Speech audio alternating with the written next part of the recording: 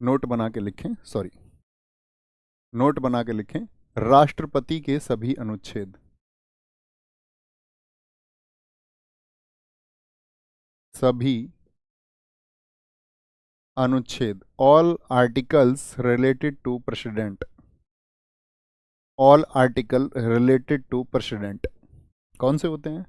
पहले आता है हमारा आर्टिकल 52, फिर आर्टिकल 53, फिर आर्टिकल 54, फिर आर्टिकल 55, आर्टिकल 56, फिर 57।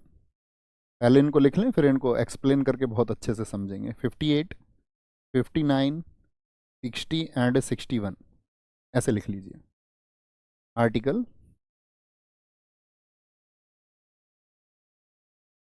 आर्टिकल 52 क्या बोलते हैं इसमें?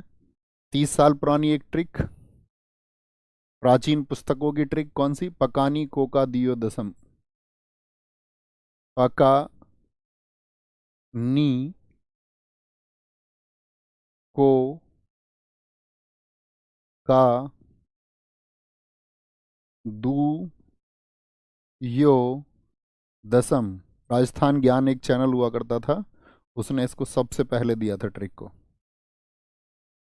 मतलब चैनल क्या, वो एक मतलब गूगल का एक पेज हुआ करता था, तो बहुत सारे टीचर्स इसको पढ़ाते हैं और ये सबसे आसान तरीका है मतलब याद करने का। देखना, सबसे पहले क्या बोलेंगे हिंदी में, फिर इंग्लिश में बात करेंगे, इसको ध्यान से देखना। तो पकानी कोका दियो दसम, पा से क्या है बताते चलिए। आर्टिकल 52 में पैसे क्या मतलब होगा, आप सारे शब्द लिखेंगे तो और अच्छा मेमोराइज होगा। पद बताया गया है। 53 का मतलब है कार्यपालिका का प्रमुख होगा, कार्यपालिका का प्रमुख होगा, कार्यपालिका,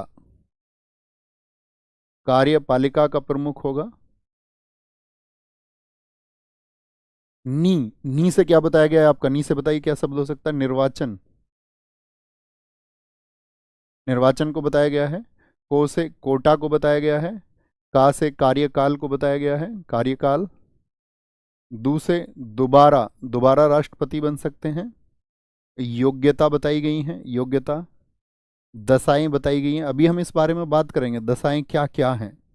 सा से शपथ बताई गई है, और 61 में बताया गया है महाभियोग को, महाभियोग को, ठीक है।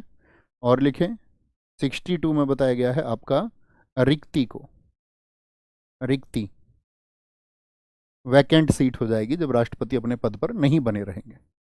ओके, तो बताएं पहले क्या बताया गया है आपका? पद होगा। पद का मतलब क्या हो गया? पा से पद, किसका पद होगा?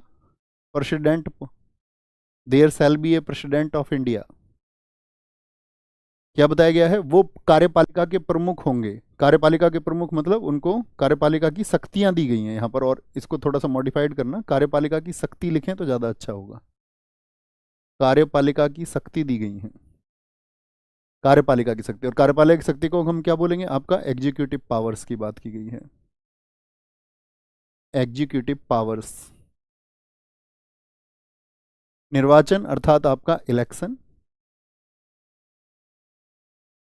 कोटा से मतलब क्या होता है? कोटा से मतलब होता है कि जो निर्वाचन की रीति है, निर्वाचन किस प्रकार से होगा, निर्वाचन की रीति।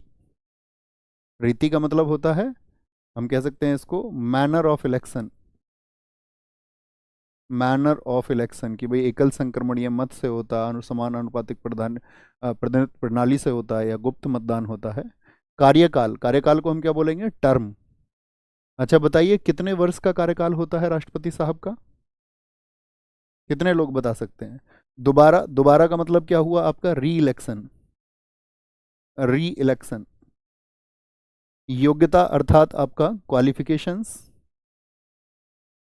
क्वालिफिकेशंस बताई गई भाई कि आपको प्रेसिडेंट होने के लिए क्वालिफिकेशंस। दशाएं, दशाएं का क्या मतलब हो गया आपका?